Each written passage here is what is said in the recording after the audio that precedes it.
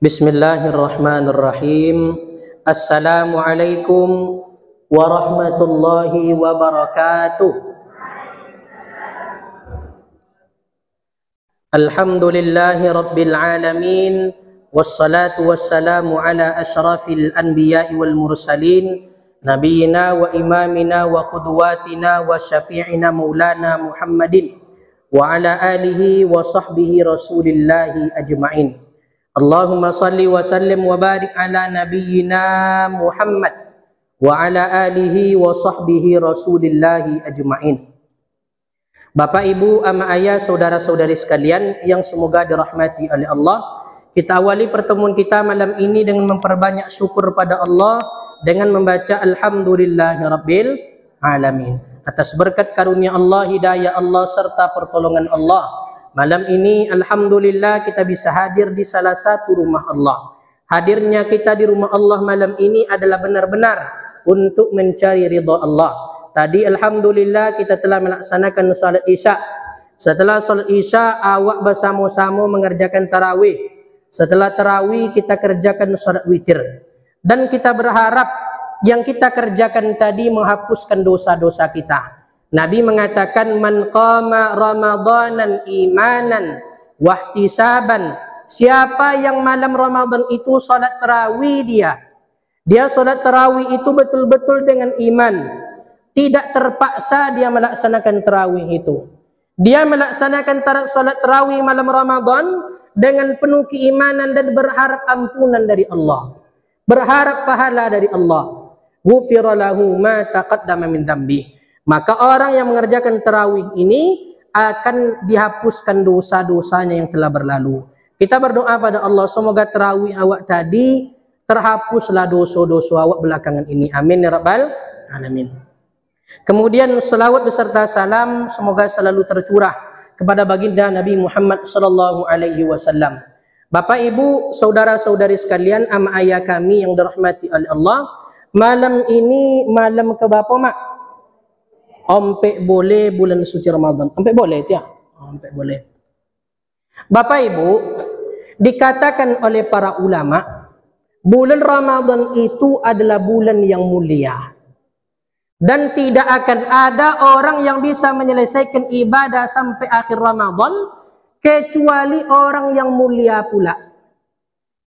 Bulan Ramadan itu, Bapak Ibu, adalah bulan yang mulia. Tidak akan bisa orang melaksanakan tarawih sampai ujung kecuali yang bisa sampai ujung tarawih itu hanya orang mulia. Kalau ada orang yang tidak mulianya dah Bapak Ibu. Bosunya jan bulan Ramadan yang mulia kok. Biasanya ibadahnya tidak sampai ujung dah. Makanya banyak awak tengok, aduh apa aduh, ompek rakaat bu tarawih lah kau lu. Ngapa kau lu, Pak? Entahlah buyanya. Apa je koyong aja muncung nak mokoknya. Apa mokoknya kalau di parkir tu ha. Ikan tersinggung lah Pak. Ambo memang menyinggung ambo. Oh. Tak, kalau ada orang seperti itu tak usah marah jemaah sekalian, berarti dia itu tidak mulia. Ada kadang-kala bu ompek rokaan, bu akak dulu kolu. Lewat aja di sampiong-sampiong gua. Pulang aja.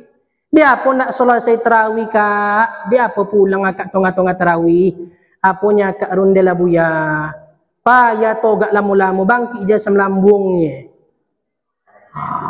Padahal tak kemana semlambung tu semlambungnya.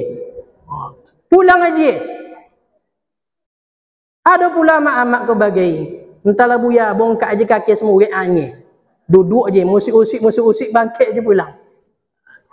Kalau ada orang seperti itu jamaah sekalian, tak usah kita marahi. Berarti mereka itu tidak mulia. Jadi kalau ada orang bertanya, Ustadz, bagaimana cara menentukan diri kita mulia atau tidak? Cara menentukan diri kita mulia atau tidak, tengok lay tarawih awak pono dari awal sampai akhirnya. Lay puasa awak pono dari awal sampai akhirnya. Kalau orang tidak mulia, biasanya tarawihnya ndak penuh doh. Puasanya ndak penuh doh. Apa do kau tukang mbok nasi pagi hari. Mbok bokal aja, mbok ladu lacan aja Pak Haru. Atau tengah-tengah hari bekok minum teh es saja dah tiatok tu. Sudah memaku atok tu minum aja. Ada apa rupai motong mbok bokel lah bagi. Maka tak usah dimarahi jemaah sekalian. Berarti mereka ini tidak mulia. Maka dikatakan oleh para ulama, orang yang mulia itu bertemu dengan bulan Ramadan yang mulia, maka mereka akan ibadah dari awal sampai akhir Ramadan. Mereka akan tarawih dari awal sampai akhir Ramadan. Mereka akan puasa dari awal sampai akhir Ramadan. Maka bapak ibu, awak tengoklah malam-malam akhir besok. Ndak ramai di masjid awak kau boleh. Uwo-uwo jo ada boleh. Uwo-uwo tu yang mulia besok tu. Malam pertama potong ramainya mak. Ramai. Anak-anak obu macam-macam warna tu datang je kan? Datang je. Apa-apa yang jarang ke masjid rumah malam pertama datang je bapak ibu. Tapi tengok, orang mulia itu bukan malam pertama kedua saja mereka tarawih di masjid.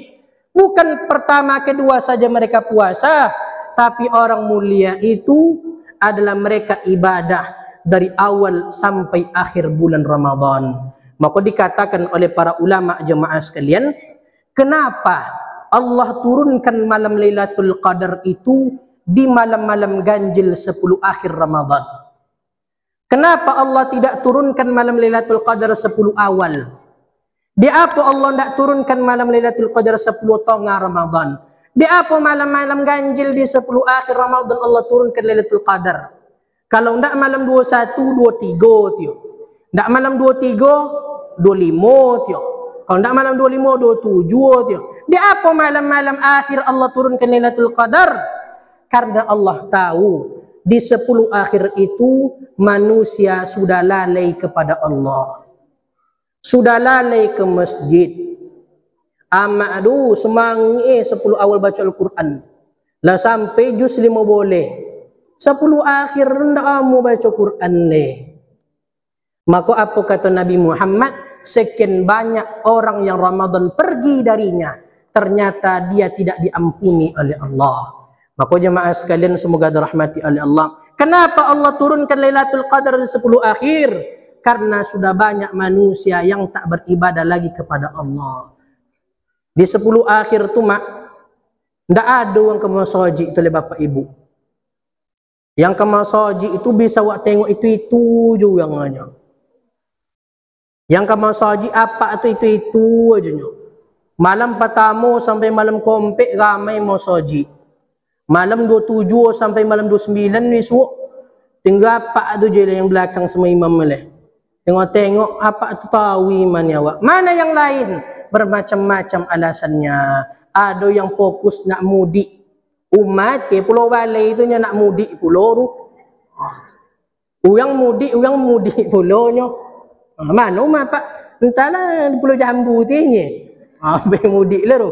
Uyang mudik inya pulau yang soi sibuk pulang balik. Amak aku ndak lepe ke masjid leh. Buat kue sopik aja di rumah leh. Alun lo apa yang le apa nama pesanan uyang? Tak bisa ke masjid tu buya. Kia ada pesanan kupuk maco le 4 kilo le buya ni. Tak bisa pergi masjid le buya. Apa tu mabuk pule buat anak kawang kinang, pe boleh-boleh baju. Banyak orang-orang sudah lalai dari ibadah pada Allah. Maka jemaah sekalian yang istiqamah sampai akhir Ramadan hanya orang-orang mulia. Jadi kalau awak besok bapak ibu selesai dia awak tarawih sampai malam ke 29.30 besok, berarti awak kot yang mulia di kampung. Selesai dia awak puasa sampai akhir Ramadan, awak kot yang mulia. Tapi lah sampai malam ompek boleh bau, ompek kali bu tarawih apa tu? Tidak mulia tu dah. Yang mulia itu adalah mereka ketemu Ramadan yang mulia, maka ibadahnya, puasanya, baca Al-Qur'annya, sedekahnya, wakafnya, semuanya akan bergilir sampai akhir bulan Ramadan. Maka itu saja yang dapat kita sampaikan malam ini Bapak Ibu.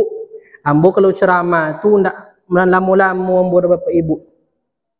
Namo santapan rohani Ramadan kan. Kalau santapan tu Bu, itu ketek yang wak santapnya. Kalau ketik wak makan santapan namo. Kalau banyak wak makan manyopa namo. Lo nanti sih menyopanya. Ama-ama jago buku menyopa, mak. Enggak ada kan? Mungkin itu saja yang dapat kami sampaikan malam ini. Dan satu yang perlu kami sampaikan Bapak Ibu, ini prihatin kami. Sebelum kami tutup malam ini Bapak Ibu, malam ini malam keempat boleh. Dari malam pertama sampai malam potang, ambola berputar-putar ambo ceramah tarawih. Mulai dari Bukit Agung, putau-putau. Banyak ambo dapati selama 13 malam ini Bapak Ibu, orang tua yang membawa anaknya ke masjid tapi anaknya tak sholat tarawih bersama orang tuanya. Ama ayahnya sholat, anak ame duit marcun di dulu masjid. Potong ambo ceramah, ambo nak sampaikan masjid itu Bapak Ibu. Ambo imam tarawih, imam witir masjid itu. Di doke ambo imam tu ada pintu imam masjid. Langsung sampai ke dilu. Ada anak-anak tu main marcun, dia ada marcun kambo waktu ambo imam tu. Dia dong non tu ambo waktu tu lewat depan bui ambo. Masuk belerang-belerangnya, baun-baun belerang itu masuk ke masjid. Jamaah sekalian, ingat Bapak Ibu, membawa anak ke masjid itu boleh, bagus. Tapi jangan ajarkan anak kita bahwasannya masjid itu tempat bermain. Ajau anak itu bahwasannya masjid itu tempat ibadah. Nak, kalau nak main boleh ya nak, tapi jangan waktu uang semayang. Jangan waktu uang salat. Kalau salat nak salat, sudah salat bekok nak main-main lah nak. Ikon ndak punya mah, copek buko nak, copek buko nak. Pindah main ke masjid, pindah main ke masjidnya mah. Copek nak, bok marcunnya. Jalan nak ke masjid itu, bonti ama ke pasar dulu. Boleh, be marcun me ibu bangnya. Bayan nak marcun Allahu Akbar, sabbih isma rabbikal a'la idun marcun. Tak kemana-mana pai sabbih jadi. Pokoknya jemaah sekalian, ingat, dulu ada panglima Islam namanya Sultan Muhammad Al-Fatih. Sultan Muhammad Al-Fatih itu Bapak Ibu panglima Muslim. Turki itu dulu, kalau Bapak Ibu nonton nama negara Turki itu dulu Bapak Ibu bukan Islam di situ. Pusatnya Kristen. Ada gereja paling terbesar di dunia waktu itu. Namo gereja Hagia Sophia namo. Apa kata ayah Sultan Muhammad Al-Fatih sama anaknya Sultan Muhammad Al-Fatih itu? Nak, tengok deh uang nak. Besok uang kuasai itu gereja.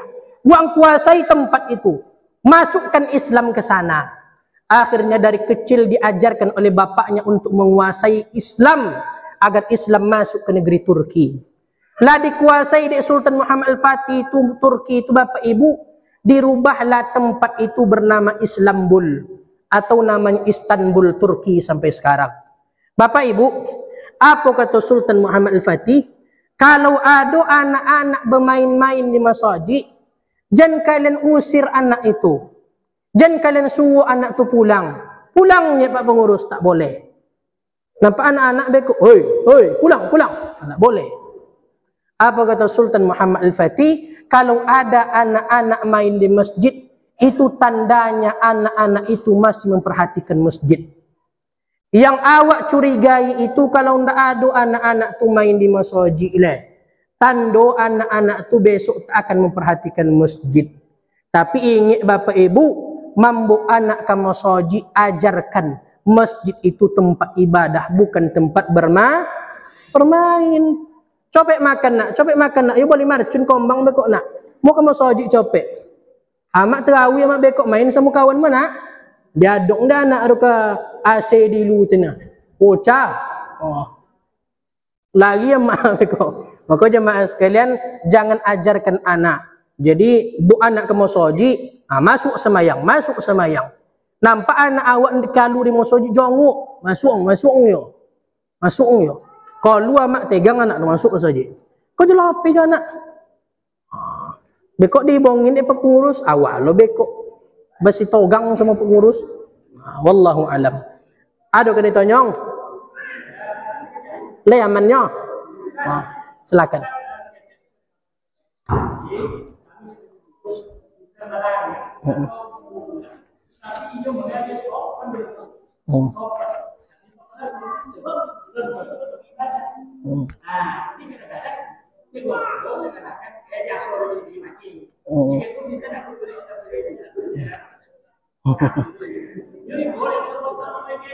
Iya.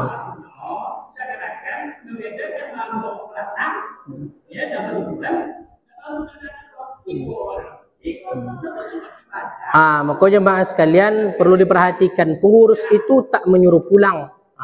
Tapi jangan anak-anak itu bermain-main di masjid. Jemaah sekalian, boleh anak itu main di masjid, tapi jangan waktu ibadah, jangan waktu salat, jangan waktu ada kajian. Waktu wirid ambo ko main-main kelereng anak sekolah boleh nya. Anak kan kuliah Bapak Ibu. Makanya jemaah sekalian, leng rati mamak dia. Lenya. Seketik bono, le punya anak sekolahnya. Ya kan? Wallahu alam. Mungkin begitu Pak, insyaallah. Jadi lah dong udah pengurus. Jadi kalau ada anak-anak bapak ibu ditegur sama pengurus, maka tak masalah. Tapi kalau bahasanya pulang uang. Tuh. Ya. Kak ambo po nambo dapati seperti itu Pak pengurus tuh. Mana yang nak? Ndak apa yang masajid dah Pak. Amang ndak jepai dah. Pai pulang uang. Anak ru trauma ke masjid, bahkan jemaah sekalian jujur, ada waktu itu depan masjid acara sunat. Anak itu yang seharusnya sunat, doa mu ke masjid do. Apunya anak ru bekok basuh dah sama apa si anunya. Trauma anak itu. Kalau trauma siapa yang buat salahkan? Siapa bertanggung jawab di hadapan Allah besok? Godang efek jemaah sekalian. Wallahu alam. Ada le Pak?